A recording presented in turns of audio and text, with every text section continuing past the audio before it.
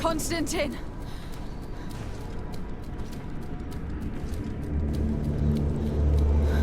Restrain her!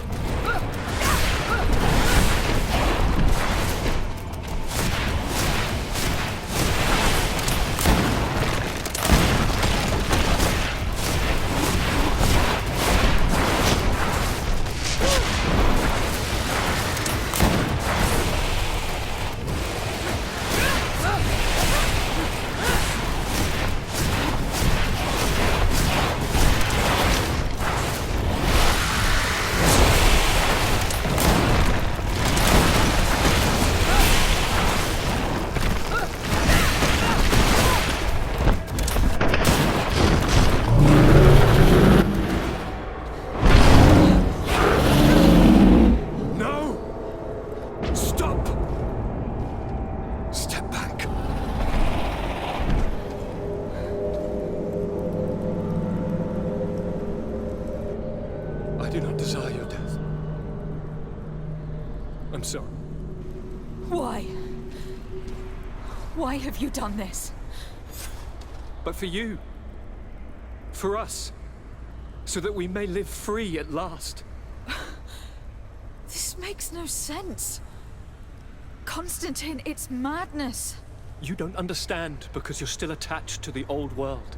This old, dying world which, to survive, has betrayed, used, and manipulated us and would not have hesitated to kill us. Perhaps, but... I've seen death, cousin. And I understood the vanity of it all.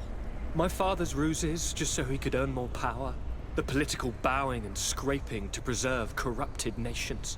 I have been offered unrivaled power, allowing me to get rid of this. To send the old world back to its inevitable death and to build something new here. Something unique. And this new world is my gift to you. You and I could be its new gods, the immortal and benevolent monarchs.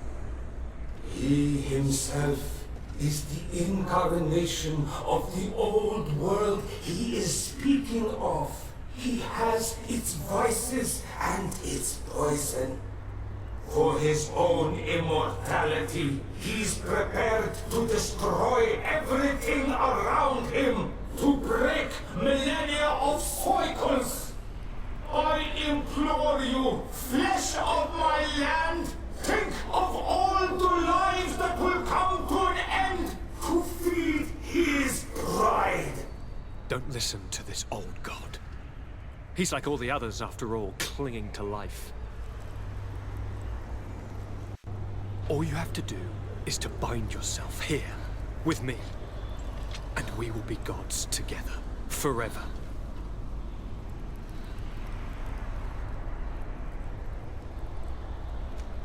Come.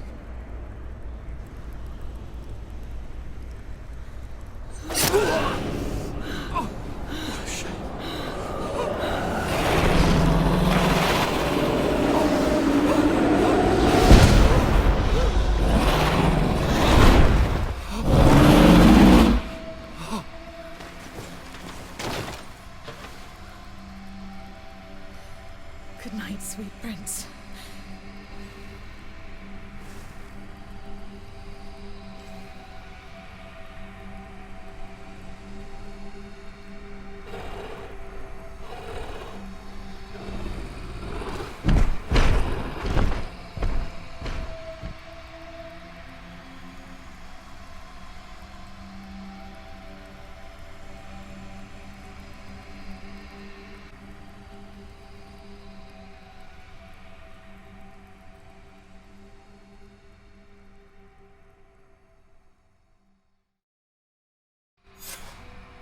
Once Constantine had fallen, Deirdre kept her promise.